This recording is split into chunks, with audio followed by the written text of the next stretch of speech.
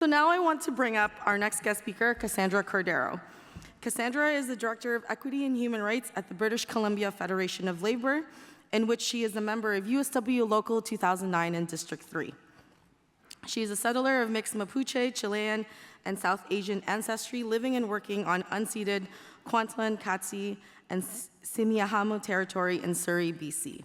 She has over 12 years of experience educating, mobilizing, and developing policy on equity and human rights, including anti-racism and Indigenous rights within BC's labor movement, and along with over 20 years of volunteer work in the community.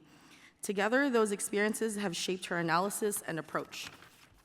Kassandra is an active member of the British Columbia NDP, serving in various roles in the party's campaigns and committees, and she currently serves on District 3's Human Rights Committee and on Local 2009's Executive Board and Human Rights Committee. She is certified integrative somatic trauma therapy and uses her skills to support fellow Indigenous, Black, and racialized peoples' healing from collective and individual trauma. Kassandra is currently completing her master's degree in global leadership at Royal Roads University, a portion of which is a partnership with Local 2009 and the university on an anti-racism project. Please welcome Kassandra Cordero.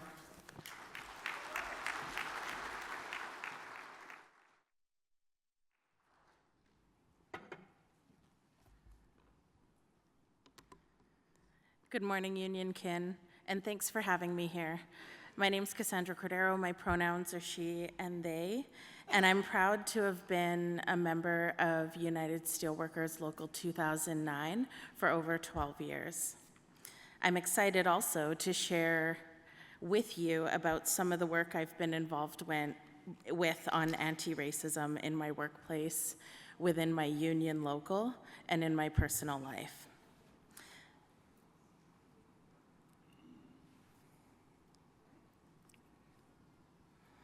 Before I start, I'd like to take a moment to acknowledge the lands of the Algonquin and Anishinaabe people, and I want to raise my hands to the stewards from those communities who have protected the sacred waters that we're surrounded by today. As a settler of Indigenous Andean ancestry, I know very deeply the pain of colonial violence and intergenerational trauma that runs through families, and I dedicate my life to healing from that trauma, helping others to heal from that trauma, and acting in solidarity with Indigenous communities in every place I visit, as an invited or an uninvited guest. Can I get a show of hands who here identifies as Indigenous, First Nations, Inuit, or Métis? Okay, thank you. How about people who identify as Black or African diaspora or of African descent? A few people, okay. And who here in this room identifies as racialized or as a worker of color? Okay, thank you. Well, the good news is, whether or not you raised your hand or silently identified with any of those groups, anti-racism is work for you to engage in.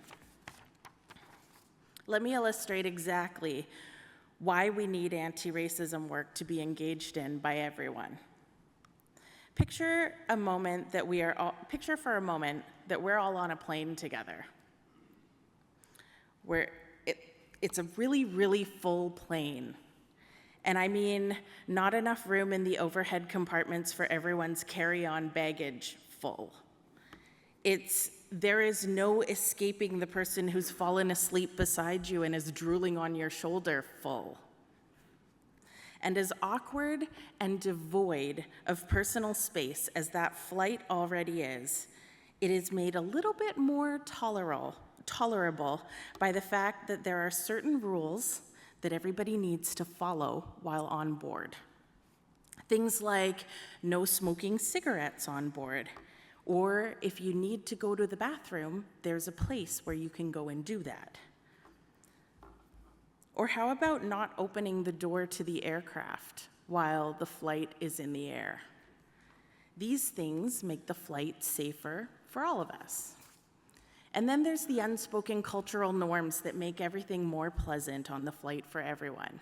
Things like understanding that parent with the child screaming in the row across from you is doing their absolute best and could probably do without dirty looks or tisk, tisk, tisks. Or that we try to help each other out when we're on a plane together. You might take the carry-on bag of the elderly couple that's been sitting beside you out of the overhead bin for them to help them out, right?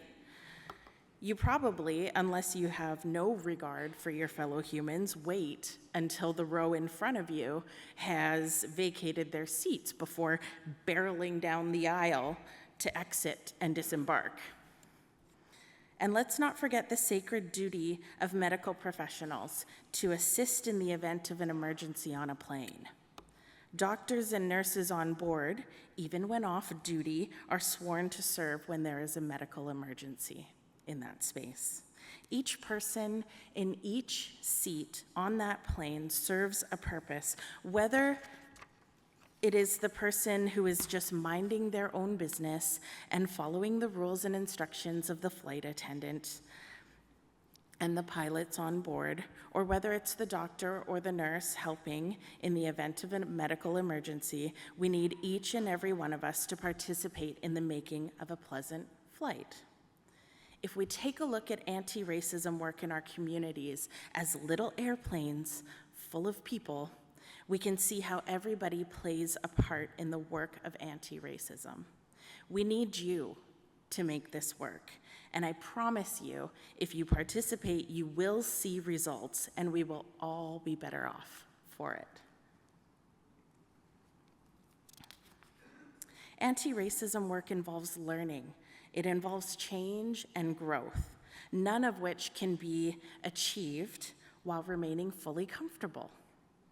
Change requires conflict on some level, and growth requires sometimes internal conflict and a letting go, or even grieving our previous understanding of some aspect of the world or the human condition. Take the COVID-19 pandemic, for example, where we experienced a large-scale health emergency which prompted the need for cooperation and coordination and the embodiment of community care on a local, provincial, national, international, and a global scale. Nothing about COVID-19 has been comfortable. The family separation, the shutting down of whole industries and sectors of the economy has been downright painful, trauma-inducing, economically crippling for some families. But most of us recognize that the inconvenient little things that we had to do to keep people on the front lines safe were necessary.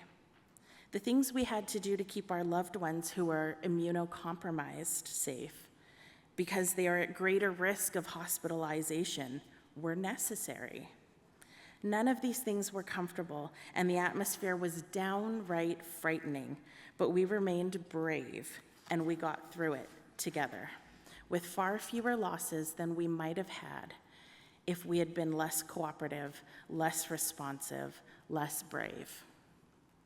It has been said by many scholars in the anti-racism and DEI fields that racism, and most urgently, anti-Indigenous, anti-Black, and anti-Asian racism are a shadow pandemic that has been happening for too long and without the same level of urgent cooperation and coordination by all people as the COVID-19 pandemic.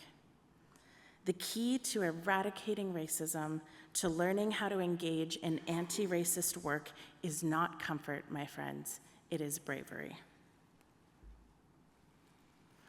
Racism is a huge occupational health and safety issue.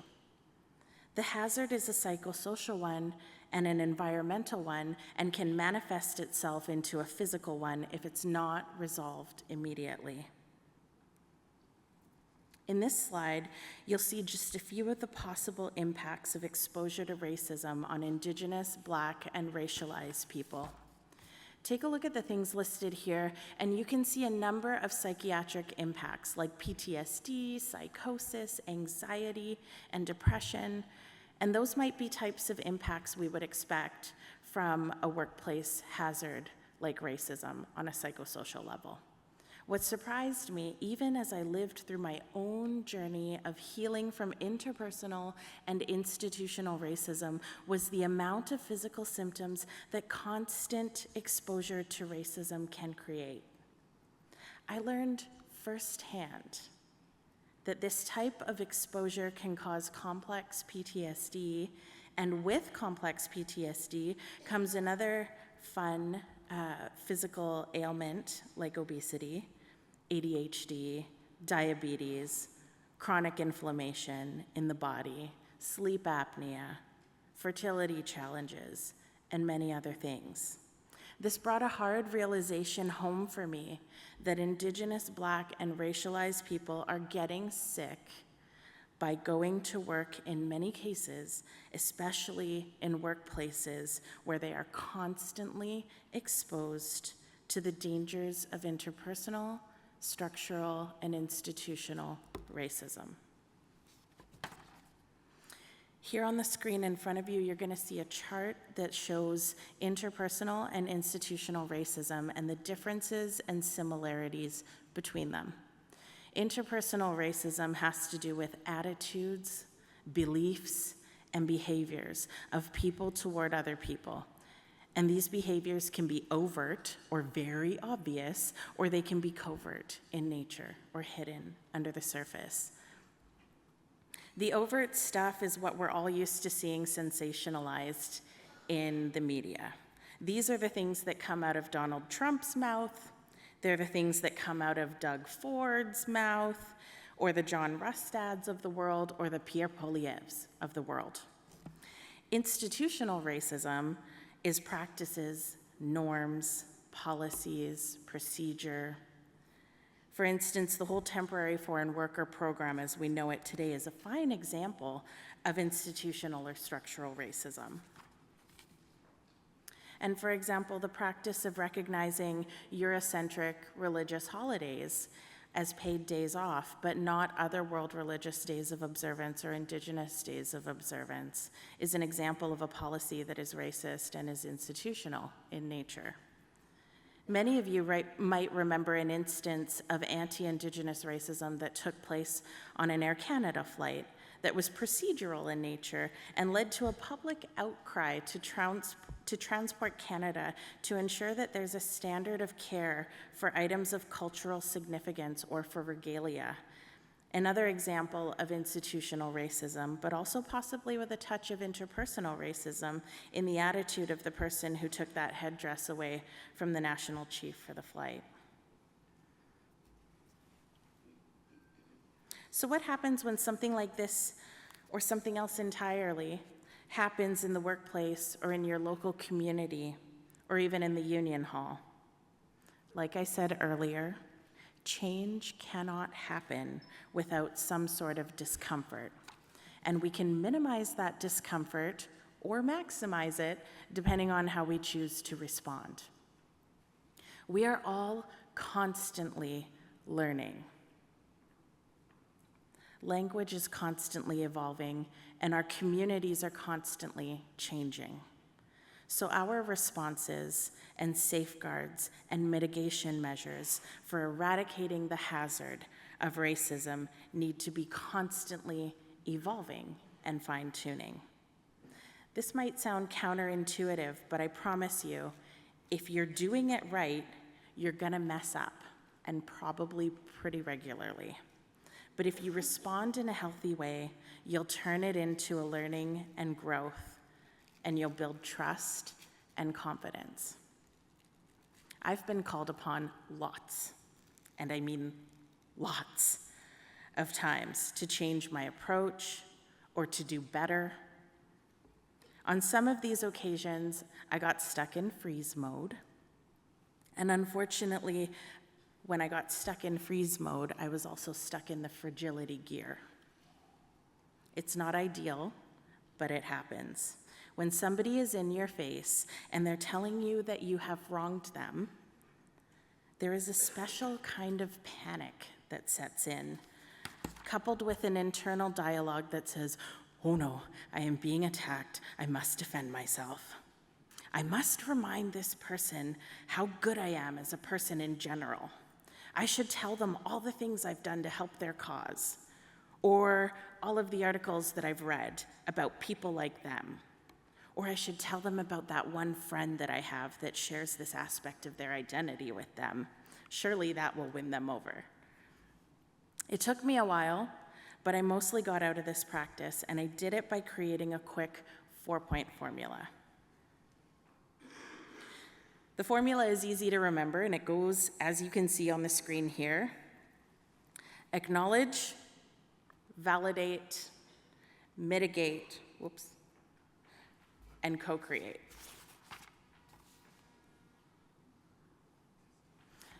When we acknowledge the thing that happened, or maybe it's a thing that didn't happen and should have happened.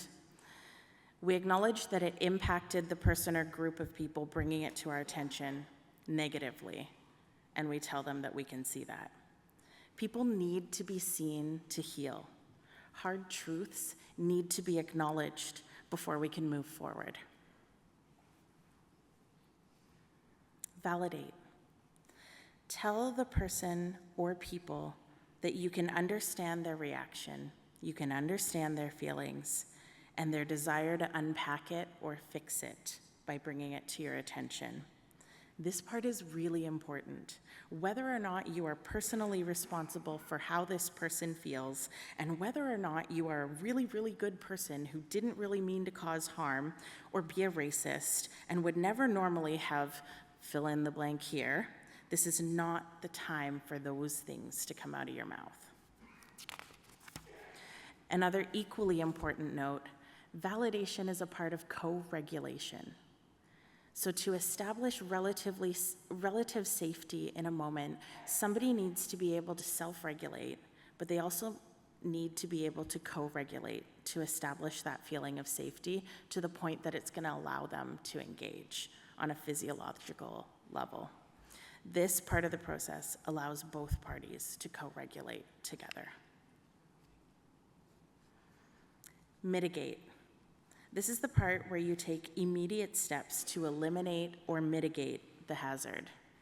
Think you went into the bathroom on the airplane we were talking about earlier because you really just needed a smoke, and you didn't mean any harm by it.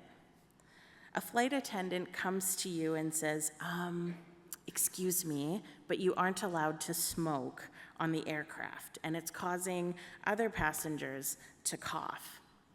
And that one person over there is having what appears to be a really serious allergic reaction to this cigarette smoke. The logical thing to do is say, I'm very sorry, I will put out this smoke right away and it won't happen again. And then you might apologize to the passengers you impacted, and they might or might not forgive you, and that's their prerogative.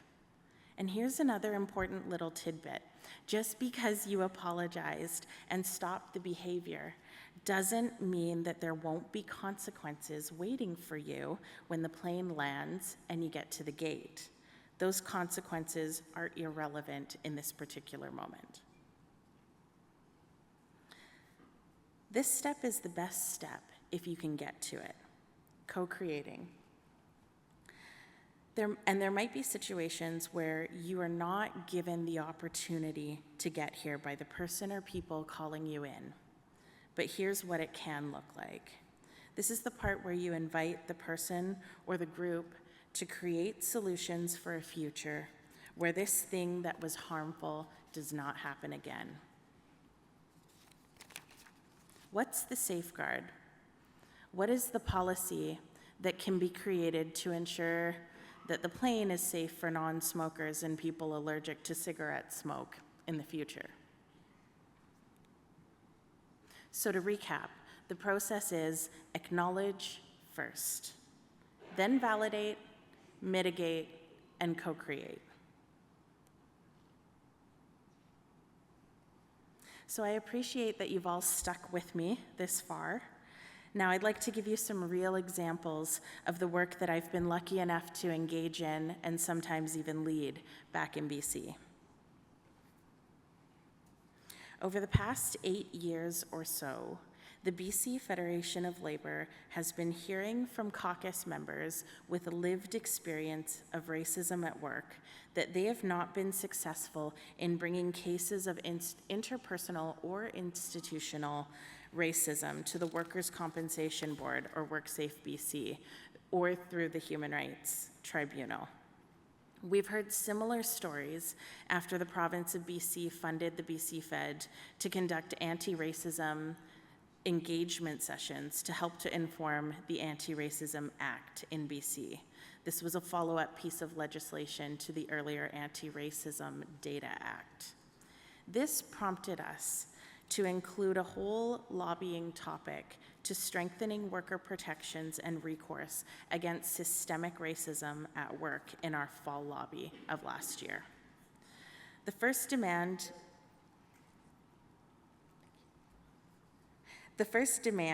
in this topic was to immediately expand the scope of the legislation to include all workers rather than just the workers who work in the public sector.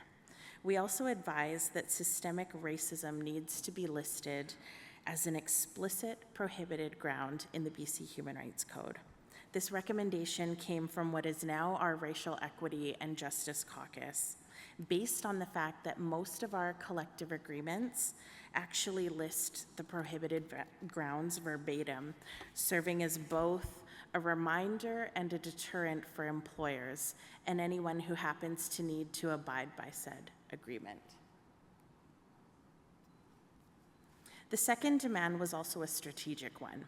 We knew that there were draft regulations being developed at the WCB that would require employers to create a plan for mitigating and eradicating racism from their workplaces. We wanted to make it clear to the WCB that we were watching them to make sure that this draft regulation made it into the package approved by the board of the WCB. And we wanted government to watch them on this too. We then asked government to conduct a full-scale review of the Employment Standards Act. We wanted to make sure that it was investigated as to whether there were instances or pieces in the Act that underserve Indigenous, Black, and racialized workers in BC. And finally, we asked the BC government to acknowledge the groups that are at the very front of anti-racist progress and to fund them more deeply so that we can continue to do this work and do it on a larger scale.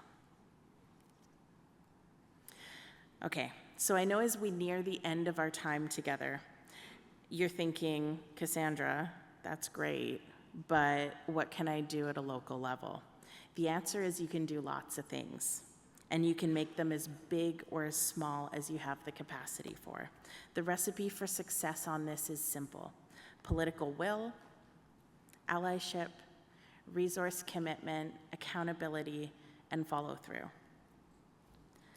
This has been true of Local 2009's anti-racism project, and I think my local president is in the room here somewhere, Al Bieksa. Do you want to wave your hand? Al, there's Al. Hi, Al. One of the things Al told me when he got elected was that he wanted to create a culture shift within our local and wanted to move toward being an anti-racist organization. I said, sure, Al, this is a big goal, and I'm happy to help you tackle it along with my dear friend and colleague Rohini, or Ria Aurora, who couldn't be here with us today because she's actively out campaigning on doorsteps in Burnaby East, doing the work to become the next MLA for the riding.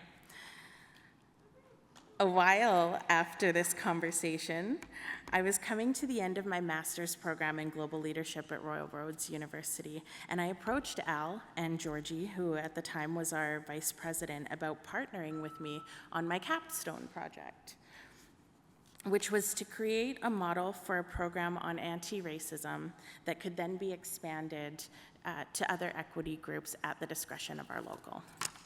Al agreed right away and said that the project would be of mutual benefit to the union and to me, and we began the process. And I think Al would be okay with me sharing this with you all today. But when we first started out, he confided in me that as somebody with his positionality, a non-racialized, non-gender discriminated human, he was a bit nervous about getting into the work and engaging in it, and wasn't totally sure where his place was. And my response was, who isn't?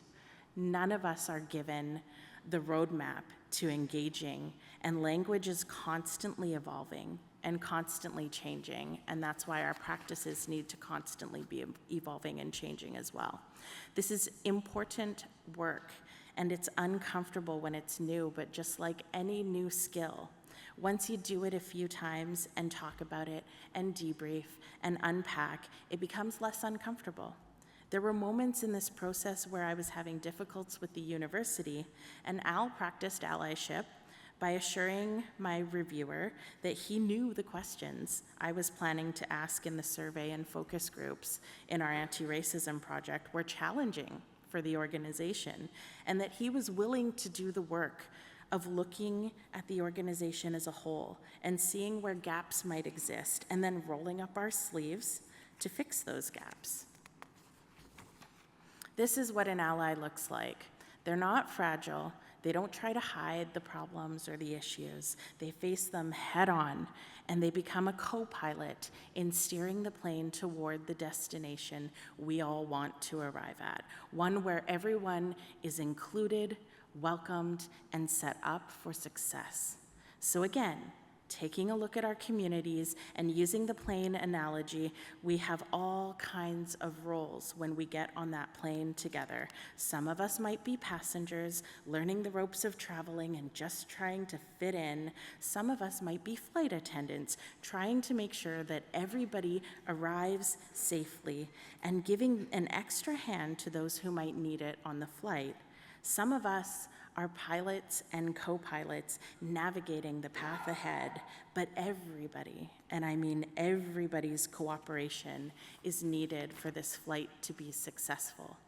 Anti-racism work is for everyone. Solidarity includes everyone, and we never leave anybody behind. So as you go back to your locals or your districts at the end of the day today, I hope you'll think about the role you are willing to play in this journey, and I wish you all a safe flight to our destination. Thank you.